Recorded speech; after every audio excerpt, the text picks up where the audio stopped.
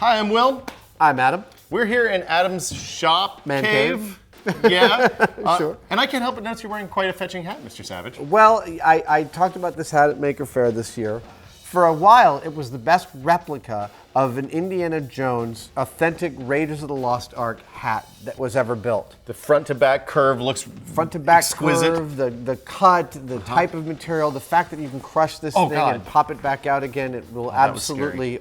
I've had this sit under things in the back of my car on a trip to the desert, and I popped it out and put it back on my head, and it was perfect. It looks good. Yes. It looks good. So I would say this is a perfect replica, but in fact it's no longer a replica because the fan guys that made this hat, Adventure Built Hat Company, got the contract to produce hats for the fourth Raiders film. So it's no longer a replica, it's the real thing. I don't know if I want to count the fourth Raiders film as canon, but... As far as I'm concerned, there's only one. Fair enough. We'll talk about this at a later date.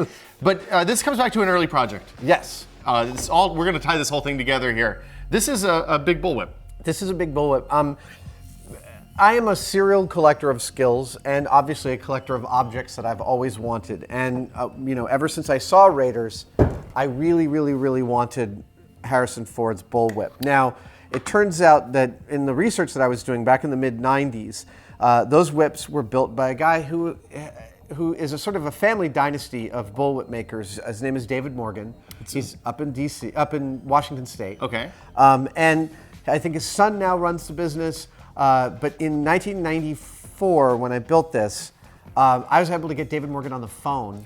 And he spent like 45 minutes talking me through whip making. Now, I'd already made myself one whip out of a 7-ounce Latigo cowhide. Okay. The Indiana Jones whips were actually built out of kangaroo hide. So David actually set aside a perfect piece of... Kangaroo leather is the strongest leather there is. Okay. Just full stop. I didn't know. Absolutely. It's all the boxing that they do. It is something about their bouncing around. It's the most flexible leather. I swear, there's pieces out here that are like a 1/16 of an inch wide. Yeah, that's amazing. If I gave you a piece of this, you would not be able to break it. Wow. It's unbelievably strong. I believe you. So back in the 90s, I got a hold of David Morgan. He talked me through whip making for about an hour, 45 minutes to an hour. It was really amazing. And then he sent me, I purchased it, a piece of kangaroo hide to make this bullwhip. Now, the thing you should know, everyone knows that a bullwhip tapers from one end to the other. Now, the reason it tapers is because that helps amplify the waveform. So you want faster speed and a tighter wave at exactly. the far end, So right? you start a wave out here like this, and as the mass of the whip gets less because it's tapering, the wave starts to move faster until it really does, even though we haven't done it on the show, break the speed of sound out at the tip called the cracker. Right. What most people don't know is that the laces of a bullwhip are continuous.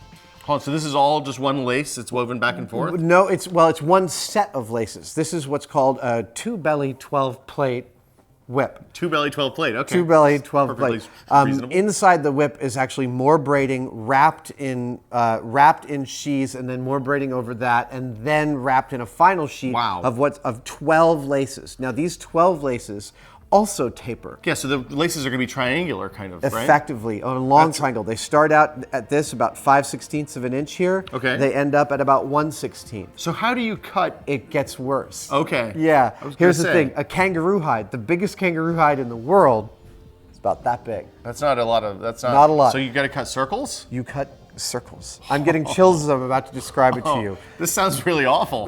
So you sit there. It took I made this whip alone. Okay. I made it alone in my shop one day. My wife went out of town, and I had all this time to myself. So I just started at 8 in the morning. I didn't finish until about 1 the next morning.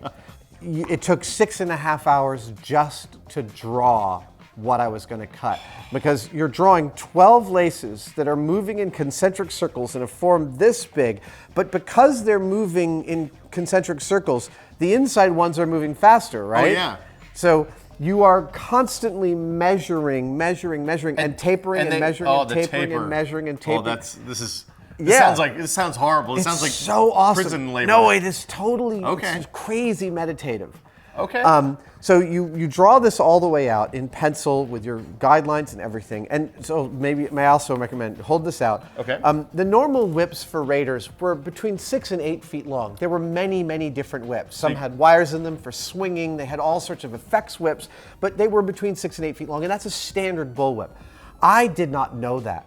So my bullwhip is 11 feet long to the fall, which is obscenely long. No whip cracker in his right mind would ever make a whip this long. But when you get this to crack, you need hearing protection. It's like a gunshot. I'm sure. Well, and you have to have massive overhead, nobody around you for 10 feet on either side, right? But what this also means is that because it's 11 and a half feet long, there's a 1 to 1.5 conversion for the lace length because they wrap around. The main laces of this were 18 feet long, cut in concentric circles, tapering this tiny amount from one end to the other. And then you cut it out. So it's like 6.5 hours to draw it. Yeah. Then easily 2 hours with multiple X-Acto blades, just cutting, carefully cutting, carefully cutting. Bad place for an oops. Bad place. Didn't make a single oops. Then you clamp your laces in the vise, and you actually use this stuff called goose grease, which is a mixture of some stuff you can find in any leatherworking handicraft book that softens up the leather and makes it supple for the braiding. And then you sit there, and actually the braiding starts out with a standard over-under and then goes to 2 over, 2 under, I believe. It's a herringbone pattern. You make a transition here. So you're saying that once you get to actually braiding, that's the easy part? The braiding is the shortest. Braiding this whole whip took about maybe 2 hours at the end of everything. But I will tell you that as you're sitting there and you're pulling it taut to braid, 2 solid hours of this. Oh yeah. My thumb pads were bruised the next day. I couldn't hold a pencil. I'm surprised you had fingerprints left. No, it was amazing how sore my fingers were from the pulling taut and everything. But in the end, I mean, just the smell of this whip brings back to me this endless day of doing it. It does smell great, doesn't it? It smells fantastic. And it's, at this point, 1993, a bullwhip of this caliber still is in the many hundreds of dollars. To buy one of the Raiders whips from David Morgan, which you still can, they still make beautiful whips. They're $300 to $700 and more, depending on how elaborate they can get. You can look up whips where this is 12 plate. People have done 36 plate whips with designs weaved into the weaving.